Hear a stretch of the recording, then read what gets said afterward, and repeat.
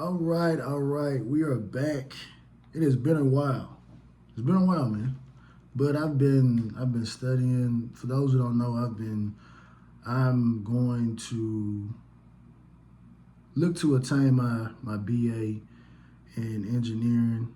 So I've been trying to work diligently especially this last year, trying to refresh myself on, math and then some math I haven't taken, like physics and stuff. Like anybody that has a engineering degree, you understand it's heavy, intense, the intensity. So I gave myself like a year, to kind of familiarize myself with the information so that once I actually started taking classes, excuse me, which I'm gonna start school next month.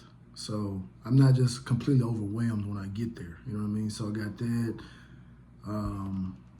working, and then I also have a 1-year-old, which she's just every day is something new.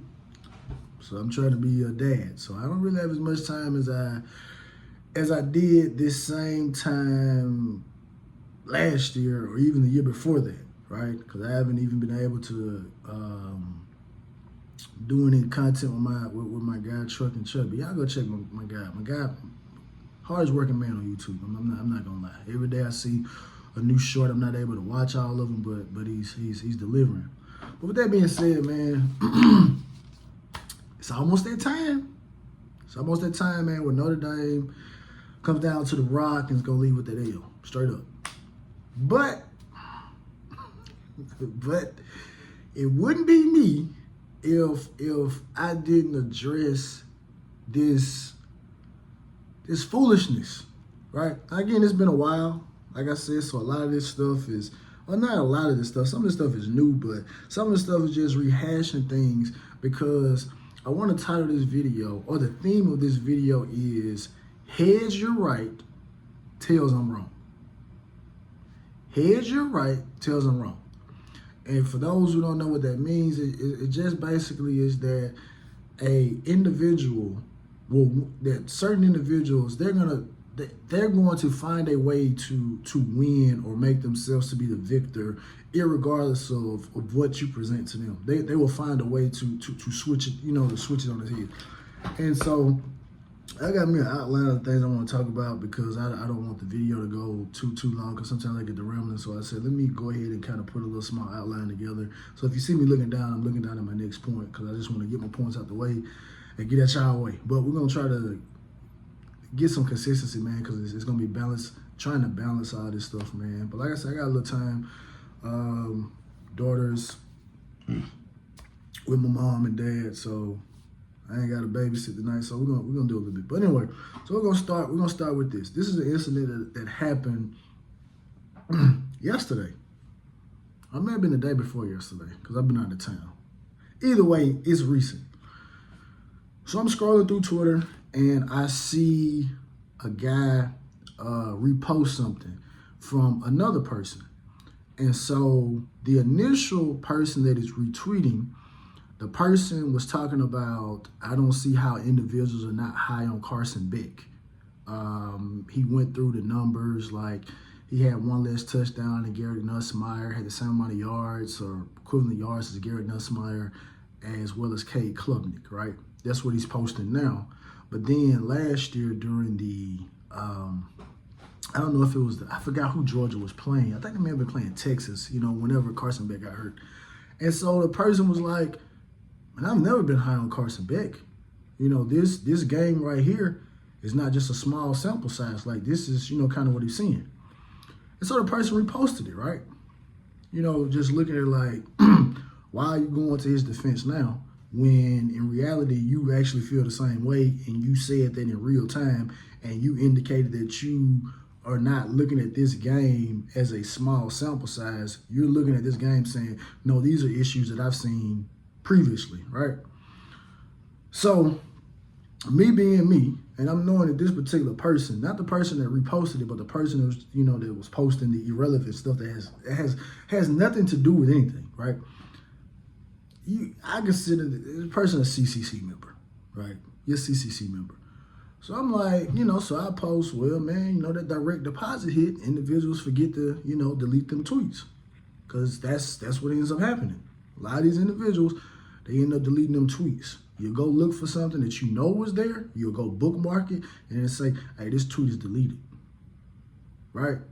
They run from that. And I'm going to tell you the first time, I'm going to tell you an instance. This is not on the outline, but it just came to my mind because I remember after the first year Mario was here, our individual was talking about a whole bunch of stuff on the message board. So again, I'm on the message board. I'm like, okay, well, let's have some dialogue. Let's go back. Let's do somewhat of a year in review. Let's go back. Let's go bump some old threads, and let's see how individuals feel. And I remember the moderators, they got a little pissy about it, and some of the fans, they got pissy about it because it's like, but no, I'm showing you like how y'all individuals will jump off the roof.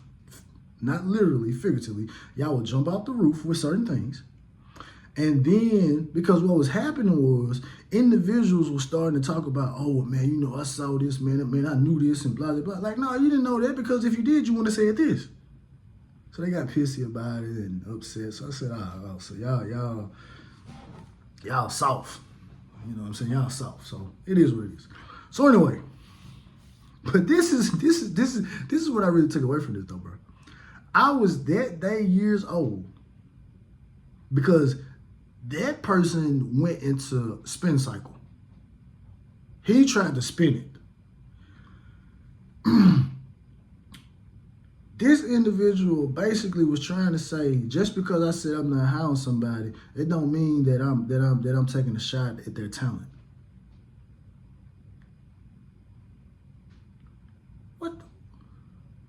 What is it then? So I'm sitting there thinking to myself, I'm like, so if I say that I'm not high on somebody, or I'm not high on a restaurant or something, I'm really not saying that I find fault in that, because it's like, bro, you literally said this is not a small sample size. Like you've looked at this and you've come away with this conclusion, like, oh, I'm not high on him because of this. Now, to his credit, he didn't go into detail. But again, we all saw that game and we saw Carson Beck really wasn't playing that well.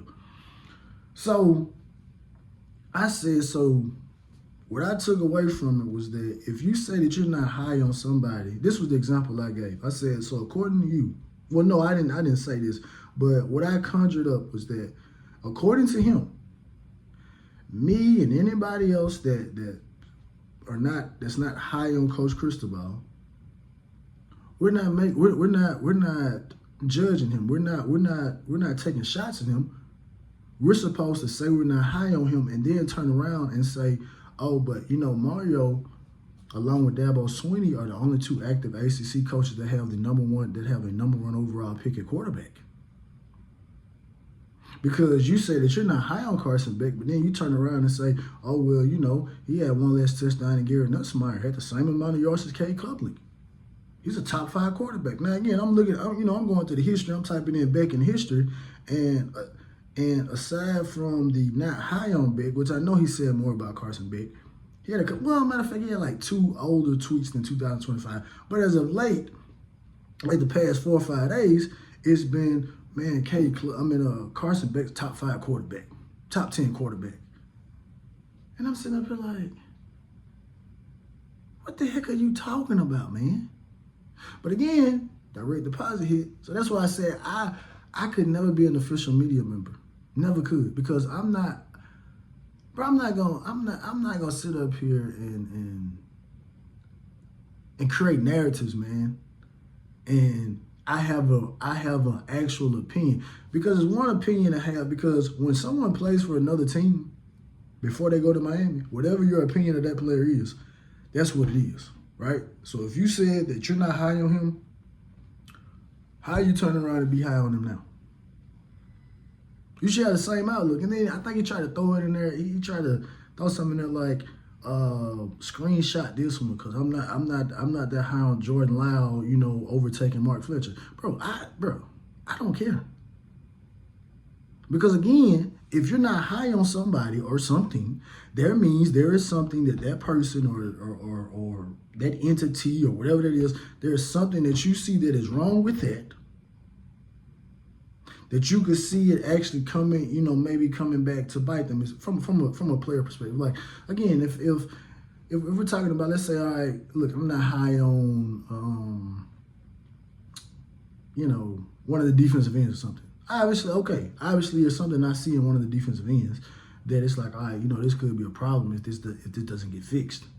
And it's not a small sample size of this, so this might actually be who this is as a player. So this may actually be a hindrance. But according to him, again, that man went into spin cycle. Because what he tried to do is he tried to take the conversation and move the conversation somewhere to a different direction. And what he wanted to do is he wanted to insert that said, nowhere did I say that Carson Beck was bad, or nowhere did I question Carson Beck's talent. You did question his talent. You're not high on him. So obviously there's something that you see from your talent evaluation standpoint. There's something that you see in him that you don't like, and it could be an issue.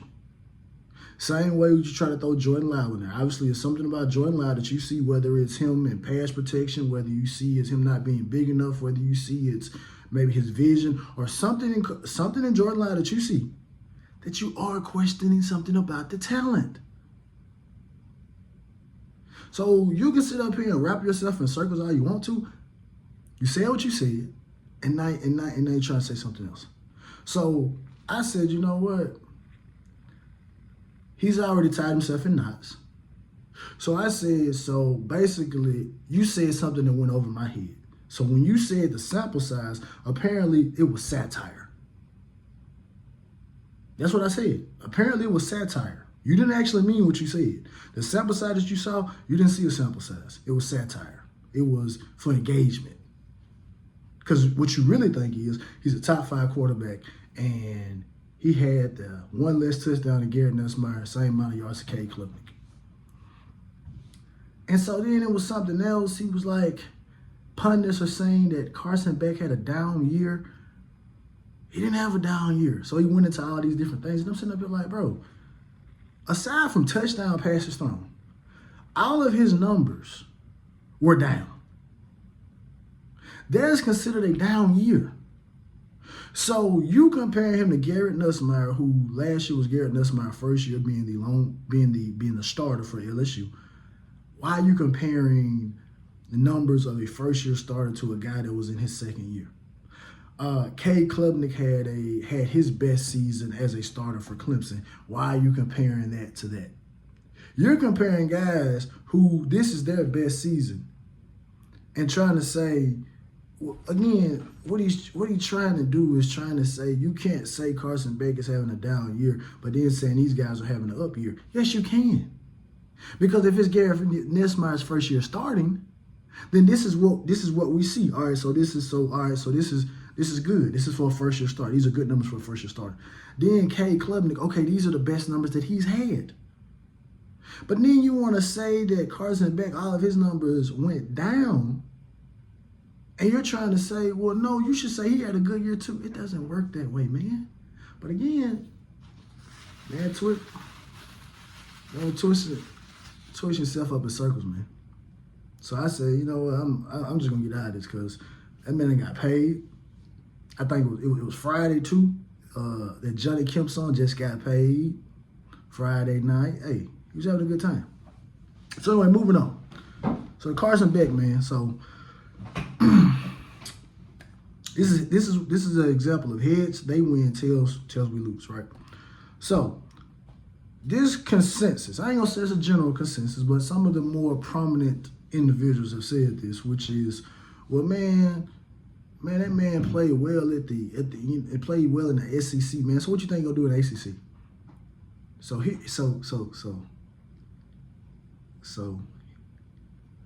let's go back a little bit.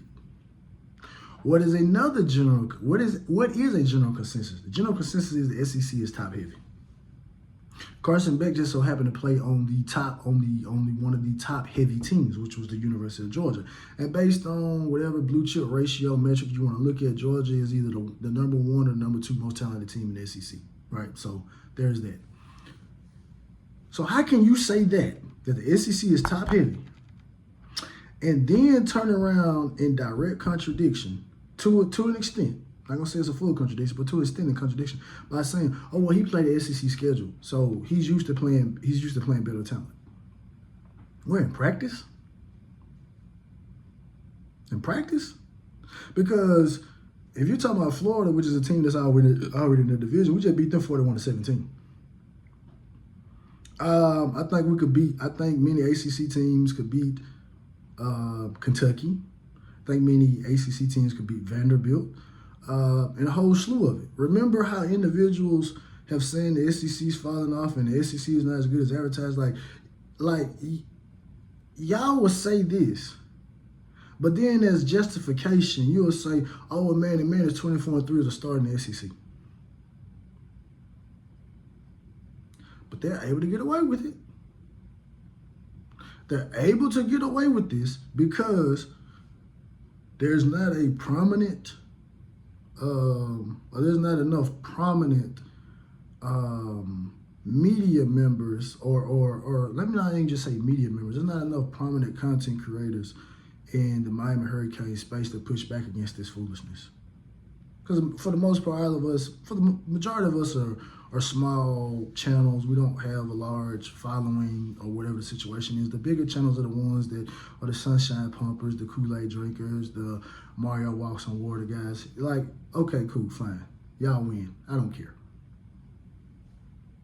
But you can't, bro, you cannot say this and then turn around and say the SEC is top heavy when the person is playing on one of the top heavy teams. You cannot turn around and say he's 24-3 against the SEC and then turn around and say, "Oh man, the SEC really ain't that good." Two things can be true, but these two things can't be true. So it's either the SEC is very good and 24-3 means something, or the SEC is top heavy. You played on one of the top heavy teams, and you're 24-3 against some average teams. Which is it? But again, heads they win, tails we lose. So anyway, moving on. I already covered that particular point, so we're gonna move on. So a couple of weeks ago, I saw someone post a graphic. I'm not gonna call this person a CCC member. To me, the person is just a Mario fanboy. I can tell by some of the tweets. I don't follow the person, but you know how Twitter works. You don't have to follow somebody, but if you've maybe looked at a post of theirs or engaged with them or something, a couple of their posts may make it to your feed or whatever the situation is. So, but this post didn't make it to my feed. I saw Cuban Kane repost this, I believe. I think Cuban Kane reposted. In any regard. So the caption was, "Men lie, women lie, numbers don't lie." And so Rivals compiled a list of 18 teams based on blue chip ratio, 18 teams that have a shot to win a national title. And Miami was one of the teams on the list. Now, what was missed in this is the very small print at the bottom. And the small print at the bottom said, this list, well, I'm paraphrasing, but this list is compiled of the last 4 recruiting classes. That's key. Why is it key? It's key because Miami Hurricane fans said the first recruiting class didn't count. But it only counted when they wanted to say it was in the 60s and Mario brought it back to the 20s. But all of the top players from that class left.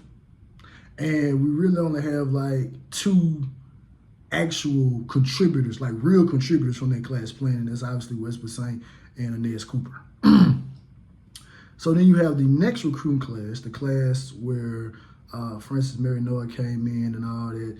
And so you have defections from that class as well. And then you have guys who are not even playing. Obviously, most people like to point out Pancake and, I guess people said he's going through an injury and, all that stuff like that. But you have like a guy like, I believe Jaden Wayne came in the class. He's no longer here. And then you have the recruiting class, which would be sophomores this year. You had a few defections from that class, and then obviously got the freshman class in. So, obviously no one's left from that class. So in reality, this list is not accurate because a bulk of these players, not just from Miami, but from some other places, these guys are not here anymore. So this list to me is irrelevant. So Men lie, women lie, numbers don't lie. They don't. But when you put numbers in the wrong context, numbers can be misleading, which could mean that they are lying. So this post is actually, that particular caption or that particular graphic is a lie, because the percentage of players that are blue chips, based on this calculation, these players are no longer, a lot of these players are no longer on the list. So that percentage is not true anymore. So that's that. So then here goes another instance of heads you win, tails I lose, because the new dynamic is talent. So much talent. You know what? Matter of fact, let me write that down. Hold up. I'm gonna put this down here in my next section. I'm gonna put this down here in my other section, because I got something that's gonna lead me into that. So let me get back to the next thing, right? Because I want to hit this first. So one of the things about talent is, and I've seen people bring this up, and more people are bringing it up now, where it's, man, did you look at the state of the program when Mario took over? Because Mario made a comment. I saw a comment that he made, allegedly. I didn't see it, but they said no. He said it, because all the fanboys and CCC members kept reposting it, talking about, the talent level here now is different than it was 3 years ago, and blah, blah, blah. And then individuals say, man, we only had one player drafted before he got here, man, so that shows we were devoid of talent. And so I'm sitting here like, and I've said this in the past, because it's true. But seeing is that y'all want to say that because we only had one player drafted, that means we were devoid of talent. So I'm thinking to myself, does that mean Oregon was devoid of talent? Because in that same exact draft, they only had one player drafted themselves.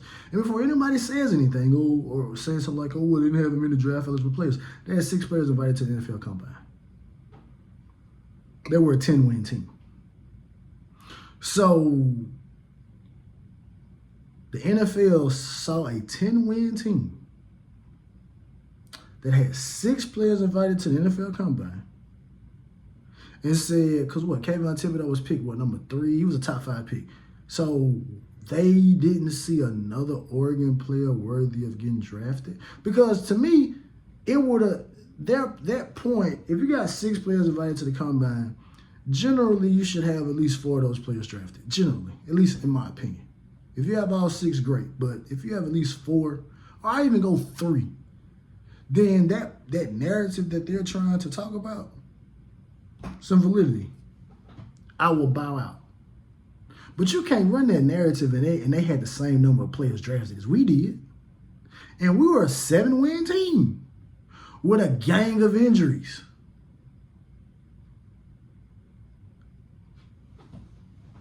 But again, I'm going to tell you, this is what these individuals benefit off of.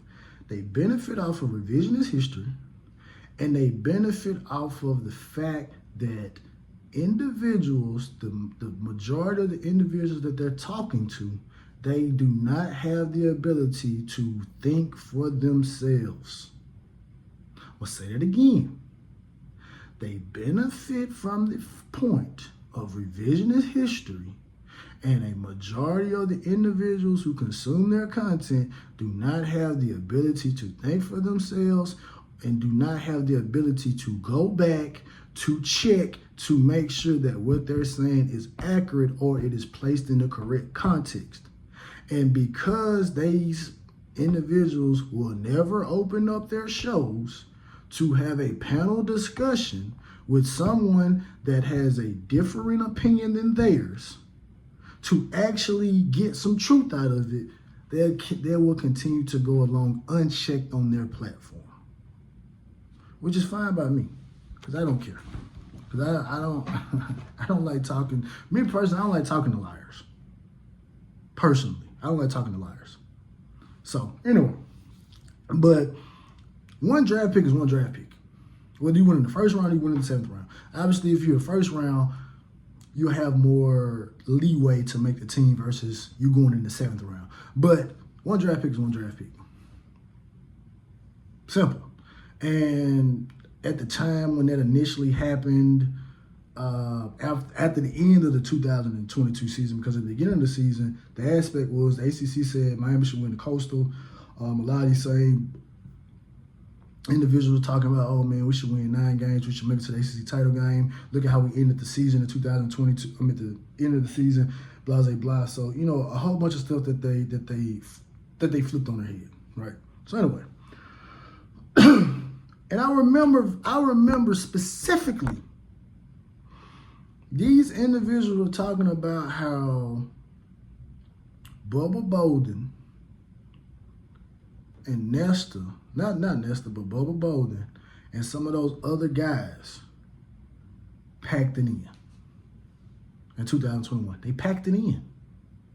And how guys like James Williams, LT, Cam, TVD to a lesser extent, even Don Chaney, how those guys were in practice. Obviously, Don Chaney ended up getting hurt in the season, but those guys, that mentality of we coming in to take spots, we coming in to bring the U back, how that was infectious, how those guys were being tamed, how Manny was trying to tell those guys to calm down. That's obviously one of the knocks that they universally see, because some of this new stuff that they saying now about Manny, they just they just started saying it because it was convenient. But I remember y'all saying that, and how the end of that season, how those young players galvanized and came together and pushed forward. And obviously the Florida State game was a fluke, and really we should have ended the season undefeated. Like, no, man, Mario is taking over a team that's young and hungry. Now y'all want to come in and say, man, with no talent on the team. I remember y'all talking about, bro, we set at quarterback for the next couple of years. Man, we got TVD. All right, TVD going to do this 1 year. Then he going to the league. Man, then we got 2 years. Then we're going to have 2 years of Jake Garcia. And then after that, man, JB coming in. Don't y'all remember that? See, this is how, but guess what? It's rinse and repeat. Because guess what? They're doing the same thing again now. What they doing now? Man, bro, we're going to get Carson Beck this year. Then we got 2 years. Him, Luke Nickel and Darian Coleman. They gonna duke it out, or maybe Emory Williams get the spot and let them guys have another year, and then blah blah blah. So we set at quarterback. Don't y'all get tired of saying that?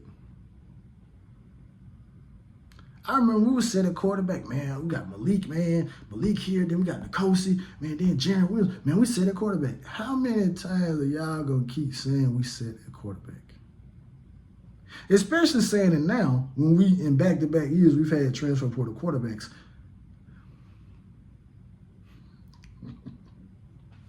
Should be tired of saying it. But again, hey, man, they pay y'all to say this stupid stuff, man. So, hey, I'm not here to knock nobody how they get their money. Get your money. Get your money. Even if it's disingenuous, get your money. So, this is my next point. So I already hit on Mario comments on the talent. So then I saw something else, right? Where was a quote like Mario was talking about taking a shot at Lance Guidry in certain instances, saying that, well, Coach Heatherman is able to adjust if a player goes down. He's not gonna spontaneously combust or whatever. And I'm thinking to myself, I'm like, well, we had multiple players kind of go down. We had some guys that were put into a position, and I said this. I said this so many times last year. I said, bro, we have Lance Guidry, and then we have 4 individuals along this coaching staff who have played in the NFL. And again, you same individuals were basically saying, well, man, Lance Guidry ain't that type. He ain't the ego guy. He's open to individuals commenting, open to new ideas. So if that's true, which I guess it's not true, because y'all are not saying it anymore. So I don't know. It's so confusing. I do not know how. I'm trying to think of a way to say this. I don't know how y'all have listeners who can listen to you all say one thing in the beginning of the season and then y'all end up saying something completely different at the end of the season, as if you have gotten some type of new intel or something. It's like, no, bro, you knew this at the beginning of the season. You knew this at the beginning of the season.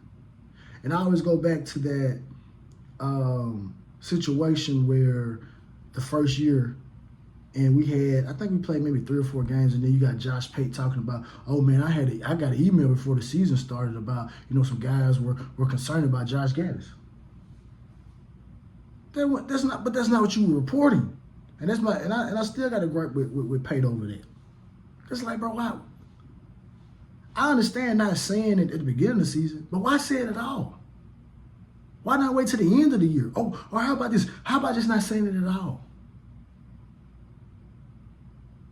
Because again, if that email had not been true and it actually worked out, would you have stated, oh man, I got an email, they were talking about Josh Gaddis, blah, blah, blah. So it's like, all y'all are full of it, man. Just, it is what it is. But anyway, when I saw that comment, I thought the first thing that came to my mind was how individuals will be in a relationship with somebody, and the relationship doesn't work out.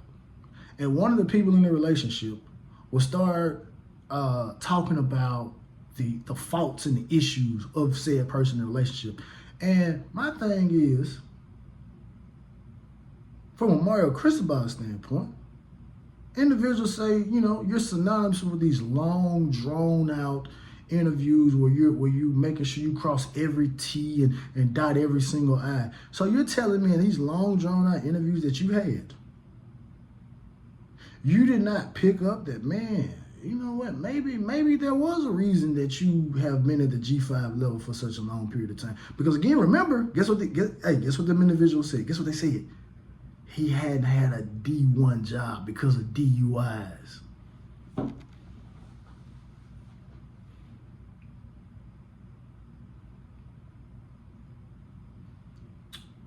That's what y'all said. Remember? Because again, we took him from, he was going to Tulane. It's not a Kevin Steele situation. He was going to Maryland. He was going to Tulane. And not only did you not pick it up in the initial interview, after the season was over, guess what happened? He got a raise. So all of this transpired, and now you want to turn around and say, oh well, man, when he someone goes down, it's hard to adjust. You know why it's hard to adjust? Because as individuals have so eloquently put it, you shopping for the groceries. Apparently the groceries that you got are just stars. They don't fit. Which goes into this. I forgot to write this down. Bear with me. Wait. Hold up. Let me write this down, because I don't want to forget it. Because I'm gonna transition right into this. All right. So it was a YouTube clip I saw. And these individuals have said this type of rhetoric in the past. I can't remember verbatim what it was, but it was something of the nature about, it wasn't last year's team. I believe it may have been the team before last year or something like that. No. I know what it was.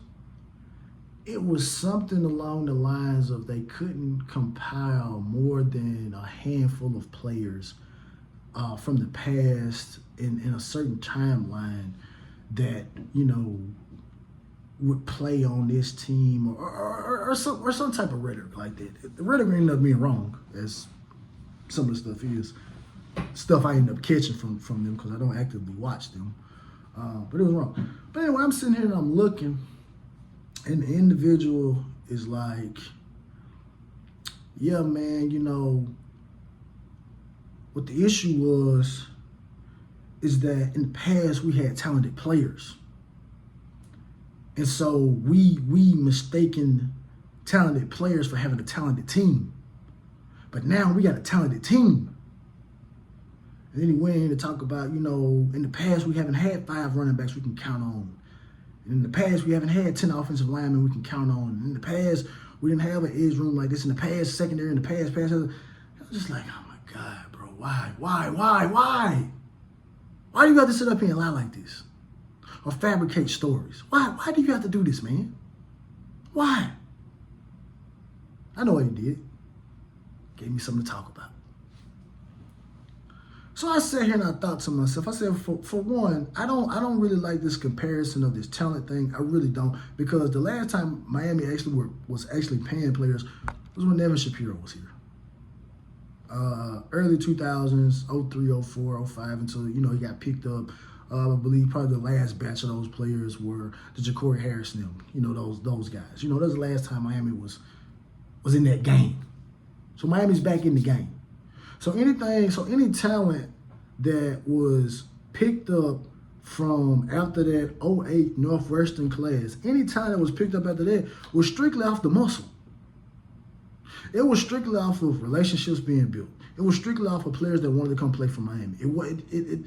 Maybe some of them got some type of financial incentive, whether I don't know. Maybe they just wanted to be close to home, or maybe the coaches really were actually working, right? All that was off the muscle.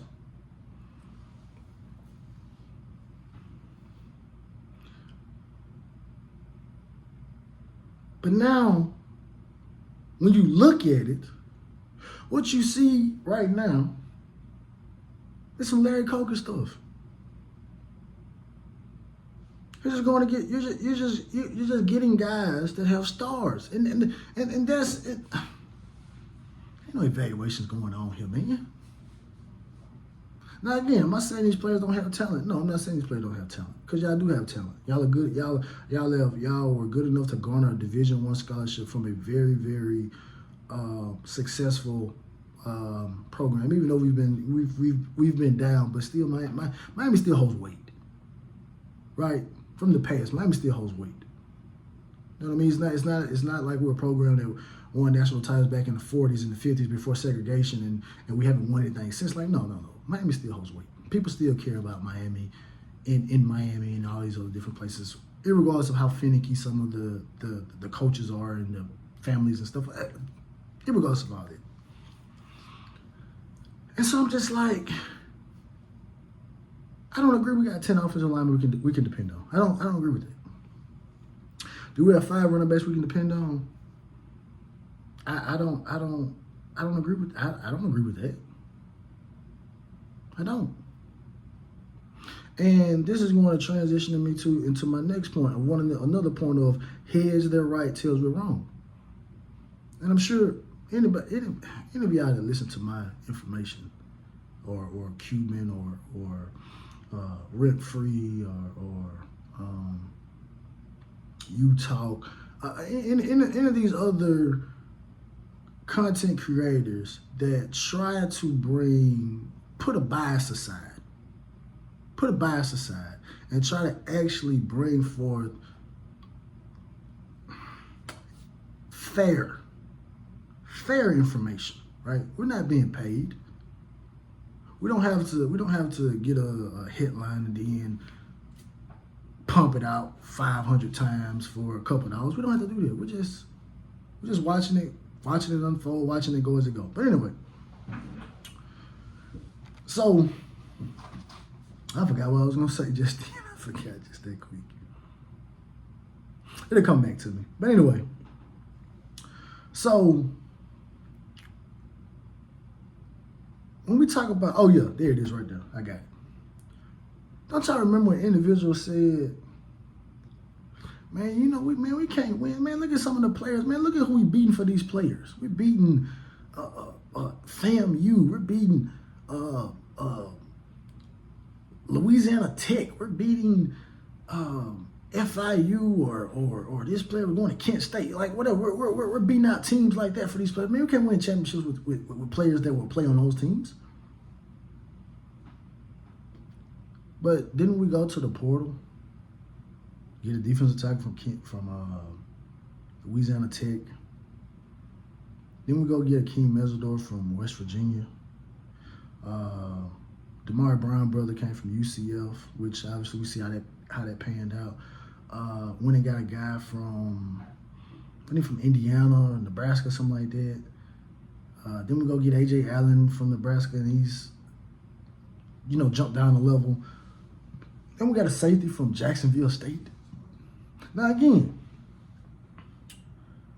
I'm not saying that this crop of guys, we would have got Ethan O'Connor from Washington State, which I from the highlights, he has some good highlights.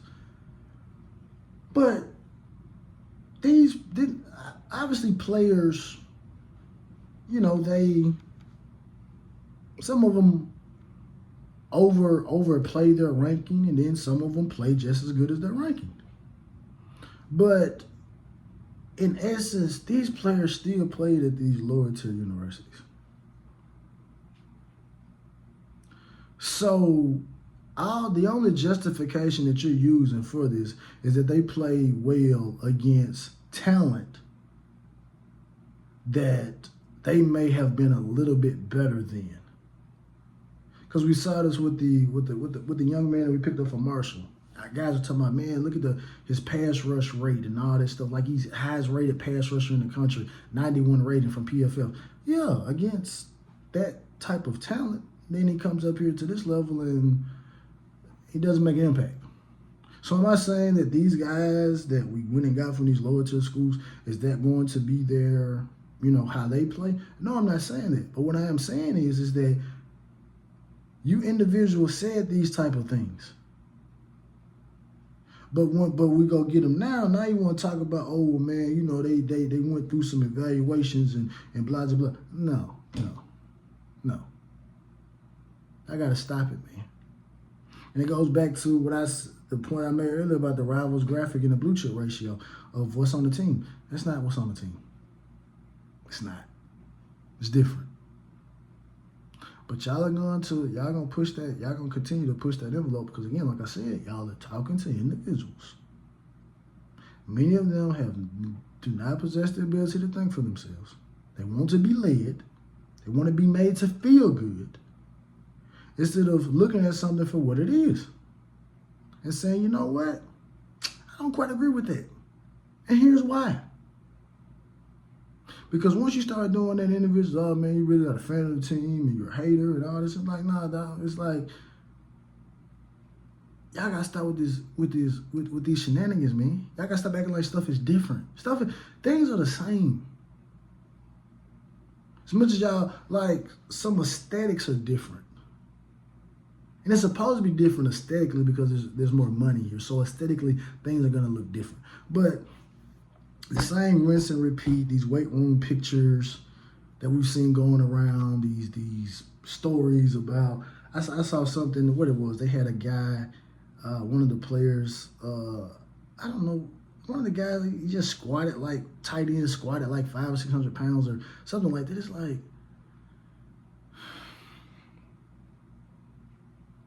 y'all still on the squat stories. Didn't Logan Sagapola come in here squatting 800? Did he play? No, never mind. But I'm ending on this, man. Because one of the things, again, heads they win, tails lose. Remember when individuals like, man, Manny doing it like Jimmy, man. He's turning the linebackers into defensive linemen, safeties into linebackers and corners into safeties and, really fast athletes at corner. Like, the undersized players, but they're fast, man. No. They wanted the undersized players then. Heads, you win. But then when the undersized players are not performing and haven't performed, now the new narrative is, oh man, Mario, man, enough with all them undersized players coming in, man. We ain't getting no more undersized players, all that Manny Diaz stuff. But no, you said Manny was borrowed from Jimmy. That's what y'all said. Y'all said, man, Manny doing like Jimmy, man. No, it ain't, no, man. Now Mario bringing in players that are undersized. Booker Pickett was 6'4", 190. Marcus Lightfoot 6'4", 205. Now again, I'm not here to just say that all of them are undersized, because all the players Manny brought in were undersized. But again, when you want to go with a narrative and you don't have nobody pushing back against it, you can get that stuff off. Cause we got I ain't what's my man name, man. His name escaped me, but he was one of my favorite players to recruit. But he played at IMG, then he transferred back out. But you know he has a linebacker body, but they're gonna play him at edge. But you're an undersized edge. You're one of those guys that is just gonna be a pass rusher unless you become a functioning linebacker. Then we got Cam Pruitt. Cam Pruitt's coming in the linebacker. Cam Pruitt, I saw 6'3", 180.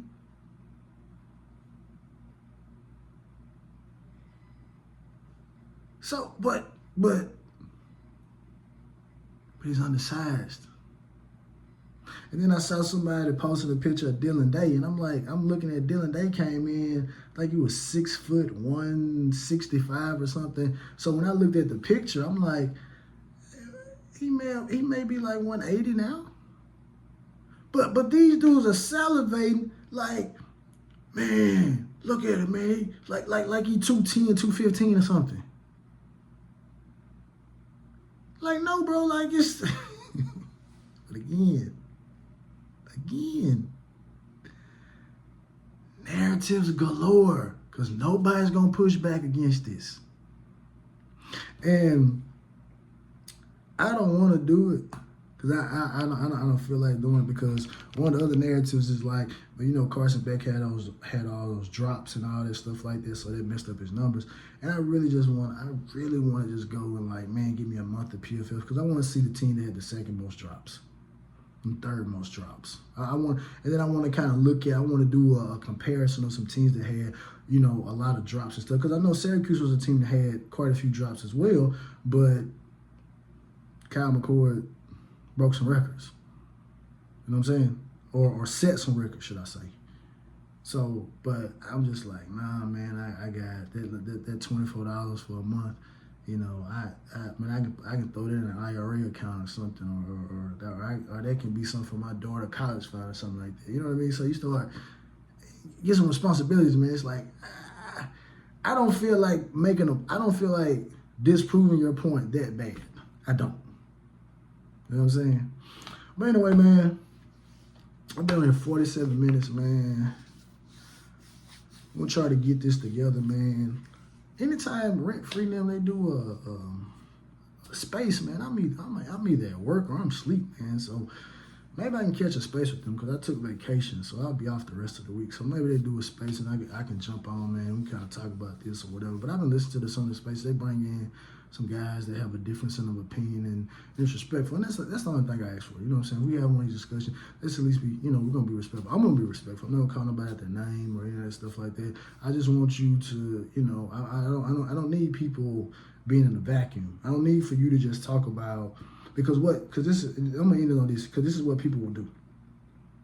They will, and it irks me, because someone will compare different time periods.